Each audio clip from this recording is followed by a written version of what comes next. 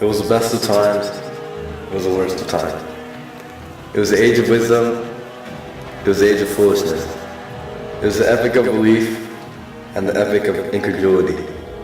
It was the season of light and the season of darkness. It was the spring of hope and the winter of despair. We had everything before us, yet we had nothing before us. We were all going direct to heaven, and all direct the other way. In short, the period was so far like the present period that some of its noisiest authorities insisted on its being received, for good or for evil, in the superlative degree of comparison.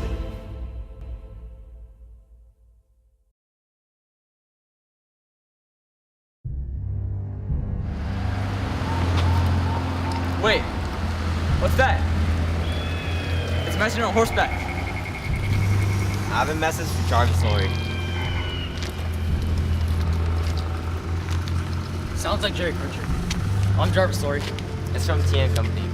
Remember my message. We're called to life.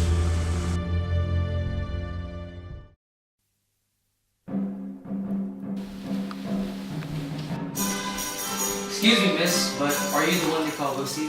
Lucie Manette? And who might you be, sir? Miss Pross, be kind to the gentleman. Yes, I'm Lucie Manette. Who are you? I'm Jarvis, Lorry. I have some very important news for you. Your father, Alexander Manette, has been found alive. That's impossible. My father's been long since dead. He's in France, serving a man by the name of Defarge. We can recall him to life if you come to Paris with me. Oh my god, Lucie, are you alright? Get away from me, you monster! Give me some incenses, quick!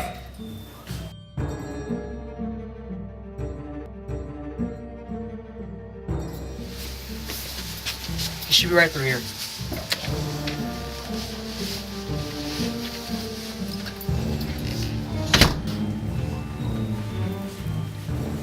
Bonjour, monsieur. Comment est-ce que je dois? I'm sorry, I don't speak French, but I'm here to see Dr. Manette. L'homme est fou. He has been in the attic making shoes. He has lost his mind. Just one moment. He should be upstairs.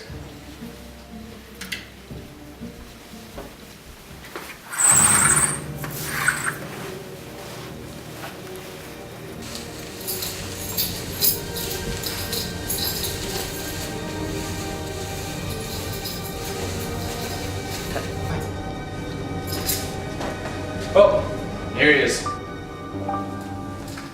Excuse me? What are you doing? I'm making a shoe. I presume it's the latest in women's fashion. Dr. Manette?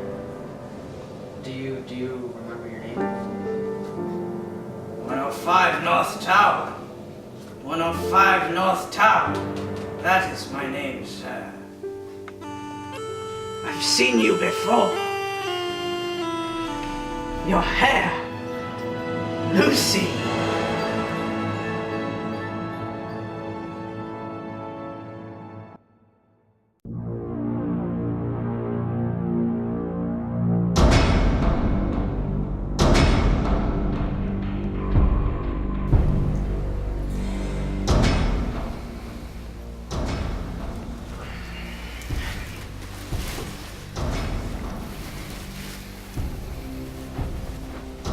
Our Father in heaven, hallowed be thy name. Thy kingdom come, thy will be done, on earth as it is in heaven. Give us this day our... What do you think you're doing? Praying. I told you repeatedly not to do that, you little... I'm praying in the power forever. Amen.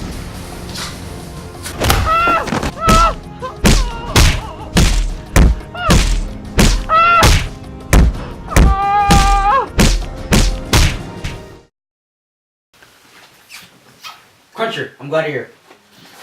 Take this to Jarvis, Lorry. He's in the Old Bailey. You do know where that is, don't you? Yes. Good. Take it to him.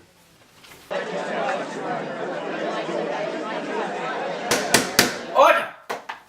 On this day of 1775, a man known as the accused of one Charles Darnay is accused under the suspicion of treason.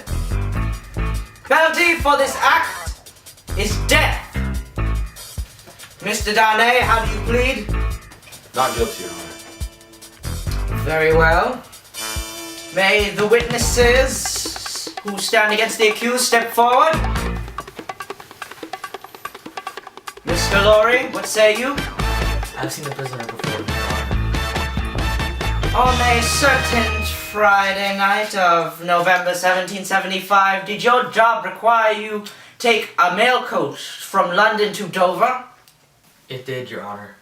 And was one of those passengers aboard your mail coach him, sir? I'm not sure, Your Honor. And what do you mean you do not know, sir? It was dark, Your Honor. I could not see. You may sit down now, Mr. Lorry.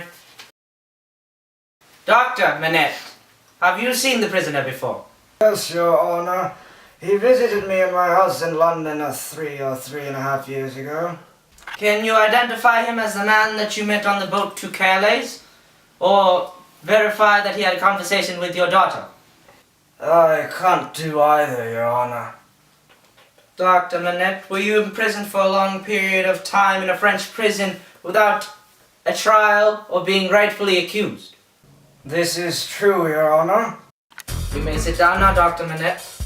You can now question the other witnesses, Mr. Stryver. Very well, Your Honor. Sir, are you sure this is the man you saw? I'm sure of it, sir. I see. Well, are you sure there wasn't anyone else that resembled Mr. Darnay? No, sir. Really? We'll take a good look at my friend over there, who was also there the night in question. Does he not look like the accused, sir? He does. Your Honor, you cannot possibly convict the accused if our own witness cannot identify this man for this crime of treason. Very well. Case dismissed. You are free to go, Mr. Darnay. Me and my daughter would like to congratulate you on your release, Mr. Darnay. Well, thank you, Dr. Manette. And Mr. Stryver, sir, I would like to thank you for getting me out of this treason case. No, it was nothing. Well, we've got to get going. I hope we can meet all again. You're leaving now. Thank you, Mr. Carton, and you as well, Mr. Stryver.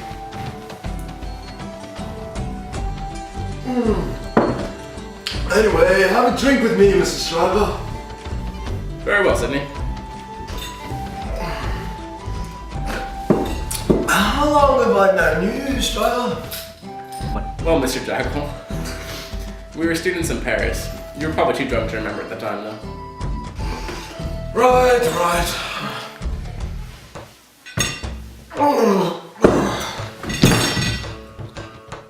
You know, that Charles Darnay. He reminds me of you in your past life, Carton. Before he became a useless drunk anyways.